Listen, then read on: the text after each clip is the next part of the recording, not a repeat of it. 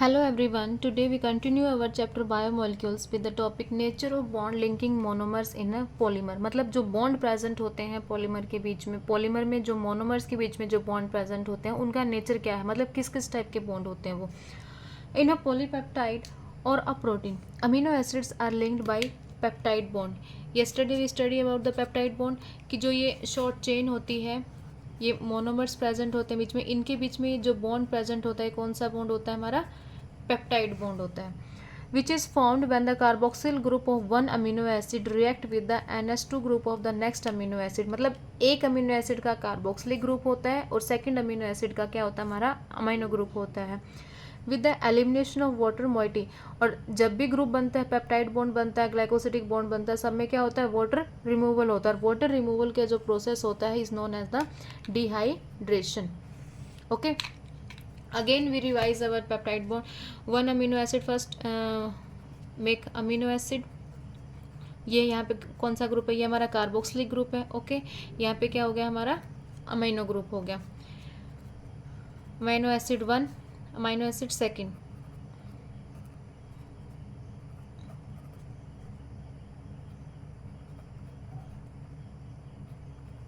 H. ठीक है, माइनो group, carboxylic group. ये अमीनो एसिड 1 था, ये अमीनो एसिड हमने 2 लिया. इन दोनों के बीच का जो बॉन्ड होगा वो कौन सा बॉन्ड होगा, हमारा पेप्टाइड बॉन्ड होगा.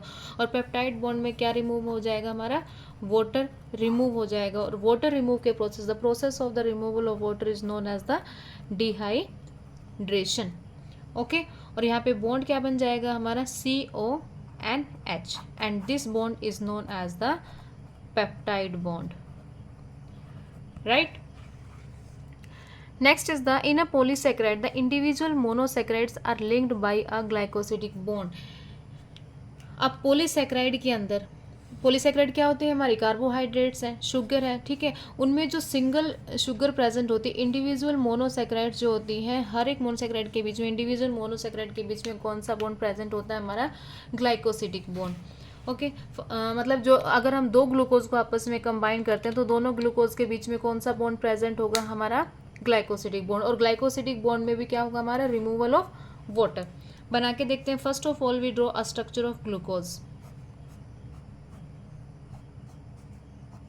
H OH H OH OH H OH H H CH2 OH. Okay, ये ग्लूकोज का मोनोमर 1 है. अब इसी साइड हम सेकंड बनाएंगे. Clear. HOH HOH OH H H OH H H CH2 OH. Now again there is the removal of water molecule. यहाँ पे again क्या हो जाता है, वाटर जो है वो रिमूव हो जाता है. और जो बॉन्ड बनेगा, अब ये वाला जो ऑक्सीजन है ये ऐसे, ठीक है. अब ये वाला जो बॉन्ड बन जाता है, ये कौन सा बॉन्ड हो जाता है, हमारा glycosidic bond. Right, I think you are clear with the peptide bond and the glycosidic bond. Now move to the next line. The bond is also formed by dehydration. अब ये bond भी dehydration बन करता है. This bond is formed between the two carbon atom of the two adjacent monosaccharides. Adjacent monosaccharide means एक monosaccharide ये है, एक monosaccharide ये है. दोनों के कार्बन एटम, इधर भी कार्बन था, इधर भी कार्बन था. दोनों कार्बन एटम के बीच में जो बॉन्ड बनता है and also the removal of water and linked with the oxygen molecule.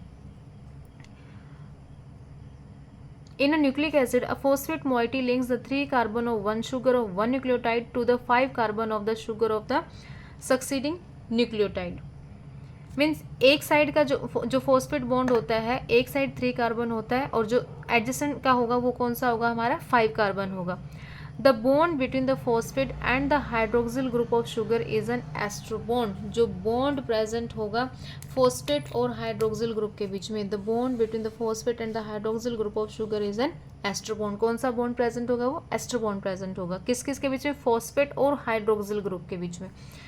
आज there is one such ester bond on either side. और दोनों साइड एस्टर बॉन्ड प्रेजेंट है, इसलिए हम उसको क्या बोलते हैं, फॉस्फो डाइएस्टर बॉन्ड. अभी जब हम डीएनए का स्ट्रक्चर बनाएंगे तो मैं उसके अंदर आपको बना के दिखाऊंगी कि फॉस्फो डाइएस्टर बॉन्ड बनता कैसे है. पहले हम इसको रीड करते हैं. Nucleic acid exhibits a wide variety of secondary structures, मतलब न्यूक्लिक एसिड में बहुत ज़्यादा सेकेंडरी स्ट्रक्चर्स प्रेजेंट होते हैं। और एक एग्जांपल इसका है कि हमारा जो डीएनए है वो भी सेकेंडरी स्ट्रक्चर एग्जिबिट करता है। One of the secondary structures exhibited by DNA is the famous Watson and the Crick model. Okay, जो डीएनए है, डीएनए हमारा क्या है, deoxy ribo nucleic acid. DNA की फुल फॉर्म क्या है, डी से डीऑक्सी, एन से nucleic acid, deoxy ribo nucleic acid. DNA is genetic material of living organism. और इसका जो मॉडल है is given by the Watson and Crick, that's why it's name is Watson and Crick model. और ये सबसे famous model है, जब भी कोई स्टडी होती है तो हम इसी मॉडल को स्टडी करते हैं। Clear? This model says that DNA exist as a double helix. इस मॉडल ने हमें क्या बोला है कि जो डीएनए है वो डबल हेलिक्स होता है, मीन्स 2 स्ट्रैंड्स होती हैं। The 2 strands of polynucleotides are anti parallel, और दोनों स्ट्रैंड्स क्या होती है हमारी, एंटी पैरेलल होती हैं, that is run in the opposite direction. पहले हम इसका डायग्राम बना लेते हैं, उसके बाद ये और अच्छे से क्लियर हो जाएगा आपको।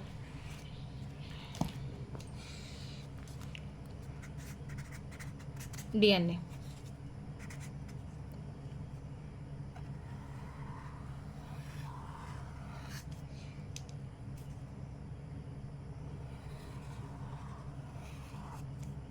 Clear, 5 prime and 3 prime and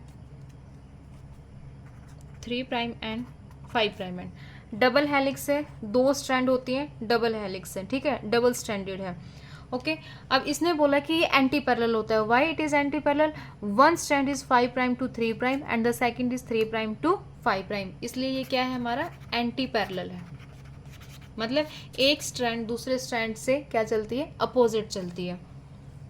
अब इसमें कुछ मेन चीज़ें हैं। 1 टर्न, ये यहाँ से इसका, ये यहाँ से लेकर और यहाँ तक इसका क्या होता है, 1 टर्न होता है। 1 टर्न के अंदर, इन 1 टर्न कितना प्रेजेंट होता है, 360 डिग्री का राउंड होता है। और 360 डिग्री में 10 बेस पेयर प्रेजेंट होते हैं। कितने बेस पेयर प्रेजेंट होते हैं, 10। एक टर्न जो है वो कितने का होता है, 360 डिग्री का, and in 360 degree 10 base pair are present. और इस कंप्लीट 1 टर्न की लेंथ कितनी होती है, कितनी लेंथ होती है हमारी, 3.4 नैनोमीटर। कितना होता है, 3.4 नैनोमीटर।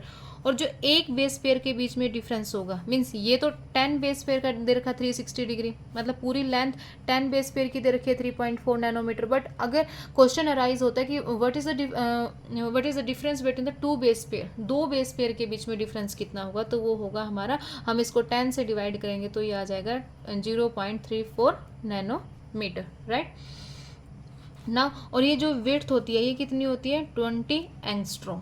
कितना होता है, 20 एंगस्ट्रॉम। क्लियर हुआ यहाँ से डीएनए का structure. Now move to the NCERT. The 2 strands of polynucleotides are anti parallel, that is run in the opposite direction. हो गया।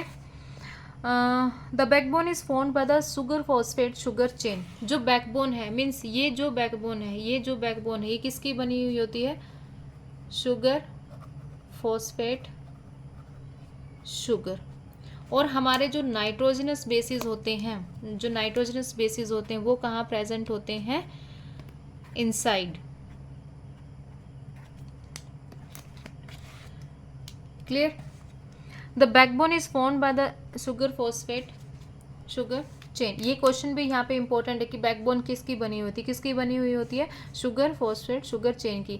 The nitrogen bases are projected more or less perpendicular to this backbone but face inside. जो nitrogen bases होते हैं वो phosphate sugar के साथ क्या होते हैं, परपेंडिकुलर होते हैं, but only difference is that जो फॉस्फेट शुगर है वो आपका बाहर की तरफ होता है और जो नाइट्रोजन बेसिस होते हैं वो इनसाइड होते हैं। Why they are inside, because of its hydrophobic nature. These are the nitrogenous bases जो हमारे टर्न के अंदर होते हैं, इनसाइड प्रेजेंट होते हैं। इनसाइड किस लिए प्रेजेंट होते हैं, because of their hydrophobic nature, क्योंकि इनको पानी से डर लगता है इसलिए ये अंदर ही रहते हैं। और जो शुगर फॉस्फेट है वो कहाँ होती है, हमारी बाहर की तरफ होती है। और इन दोनों के बीच में क्या होता है, परपेंडिकुलर होते हैं ये दोनों। A and G of 1 strand compulsory base pair with T and C. A हमेशा किसके साथ बेस पेयर करेगा, ए किसके साथ करेगा, टी के साथ। Adenine always base pair with the thymine, और दोनों के बीच में क्या होता है, डबल हाइड्रोजन बॉन्ड प्रेजेंट होता है। क्या होता है, ये हाइड्रोजन बॉन्ड प्रेजेंट होता है double. And G guanine always base pair with the cytosine, और इनके बीच में क्या प्रेजेंट होता है, 3 हाइड्रोजन बॉन्ड प्रेजेंट होते हैं। एडेनिन और थायमिन के बीच में 2 हाइड्रोजन बॉन्ड प्रेजेंट होते हैं, ग्वानिन और साइटोसिन के बीच में 3 हाइड्रोजन बॉन्ड प्रेजेंट होते हैं। और जब डीनेचुरेशन होता है, means when there is the breakdown of DNA, जब डीएनए का ब्रेकडाउन होगा हाई टेम्परेचर पे, या हमने उसका कुछ स्टडी करना, तो उस टाइम पे जब उसका ब्रेकडाउन होता है तो सबसे पहले कौन से बॉन्ड टूटते हैं, हाइड्रोजन बॉन्ड ब्रेकडाउन हो जाते हैं। Clear? Now move to the next page.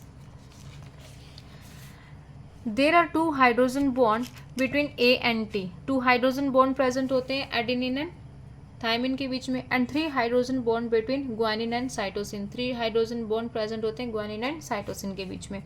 Each strand appear like a helical staircase, हर एक स्ट्रैंड जो वो हेलिकल की तरह दिखाई देती है। Each step of ascent is represented by a pair of bases, मतलब एक असेंट, मतलब जैसे हम उसकी स्टडी करते जाएंगे, स्ट्रैंड को रीड करते जाएंगे, तो एक बेस पेयर उसके अंदर दिखाई देते हैं हमें। At each step of the ascent the strand turns 360 degree, 36 degree लिख रखा है इसने, मतलब जैसे जैसे ऊपर करती जाएगी तो 36 डिग्री वो इंक्रीज करती जाएगी उसकी strand. 1 full turn off the helical strand would involve 10 steps, और एक फुल टर्न में कितने प्रेजेंट होते हैं, 10 प्रेजेंट होते हैं। ये एक इसका पूरा टर्न है, उसमें कितने बेस पेयर प्रेजेंट होंगे, हमारे 10 बेस पेयर प्रेजेंट होंगे।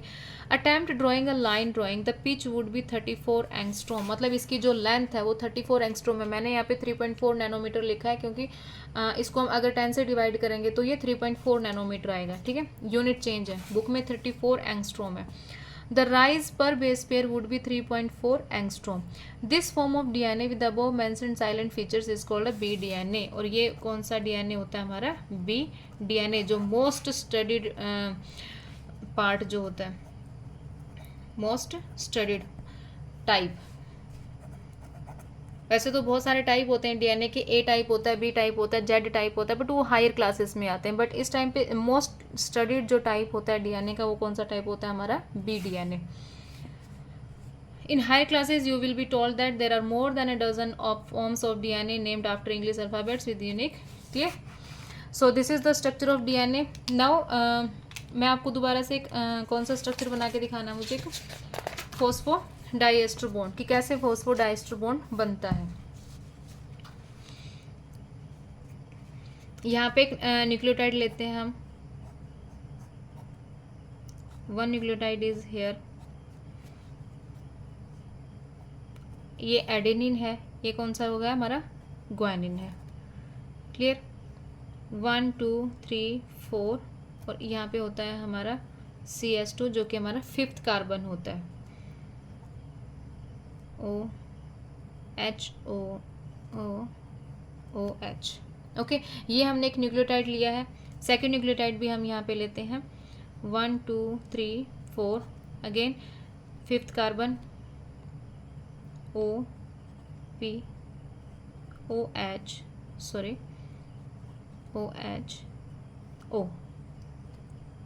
डन। और यहाँ पे भी OH। एक न्यूक्लियोटाइड के जो 3rd कार्बन पे हाइड्रोक्सिल ग्रुप लगा हुआ होता है, ठीक है, एक न्यूक्लियोटाइड के 3rd कार्बन पे जो हाइड्रोक्सिल ग्रुप लगा हुआ होता है वहाँ से, और फॉस्फेट ग्रुप का जो हाइड्रोक्सिल ग्रुप होता है, 5th कार्बन के ऊपर जो फॉस्फेट ग्रुप लगा हुआ होता है उसका जो हाइड्रोक्सिल ग्रुप है, उन दोनों के बीच में से वाटर क्या हो जाता है हमारा, रिमूव हो जाता है, सॉरी दिस टाइप, वाटर क्या हो जाता है यहाँ से हमारा रिमूव हो जाता है, और यहाँ से जो लिंकेज होगी वो किसकी हो जाएगी, डायरेक्ट ऑक्सीजन मॉलिक्यूल से। एक एस्टर बॉन्ड यहाँ पे प्रेजेंट होता है और एक एस्टर बॉन्ड यहाँ पे प्रेजेंट होता है, मीन्स एक एस्टर बॉन्ड यहाँ पे प्रेजेंट है और एक फॉस्फो एस्टर बॉन्ड यहाँ पे प्रेजेंट है। 2 एस्टर बॉन्ड आइदर साइड पे, दोनों 2 एस्टर बॉन्ड प्रेजेंट होते हैं, that's why this is known as the phospho diester bond. ये लाइन लिखी भी हुई है, as there is 1 ester bond on either side, मतलब दोनों साइड पे एक एक एस्टर बॉन्ड प्रेजेंट है, और 2 एस्टर बॉन्ड प्रेजेंट होने की वजह से it's name is phospho diester bond. अब यहाँ पे एक और क्वेश्चन होता है कि 5' एंड इनका नेम 5' एंड और 3' एंड ही क्यों है, ठीक है। 5' एंड पे आपका क्या प्रेजेंट होता है, 5' एंड पे हमारा जो फॉस्फोडाइएस्टर बॉन्ड है, ये जो फॉस्फोडाइएस्टर बॉन्ड है ये हमारा क्या होता है, फ्री होता है, इसकी किसी के साथ यहाँ पे लिंकेज नहीं है, इसलिए यहाँ पे फ्री है, तो इसलिए इसका हमने नाम रख दिया यहाँ पे 5' एंड। ओके, और अगर हम नीचे वाले उसमें देखेंगे, न्यूक्लियोटाइड में देखेंगे, तो वहाँ पे जो 3 कार्बन पे हाइड्रोक्सिल ग्रुप है वो फ्री है, ठीक है, और इसके फ्री होने की वजह से इसका नाम क्या हो जाएगा यहाँ पे 3' एंड। तो एक स्ट्रैंड जो होगी वो हमारी क्या हो जाएगी, 5', 3', और हमेशा जो डीएनए की रीडिंग होती है वो 5' टू 3' में होती है। कौन सी डायरेक्शन में होती है, 5' टू 3', 5' टू 3'।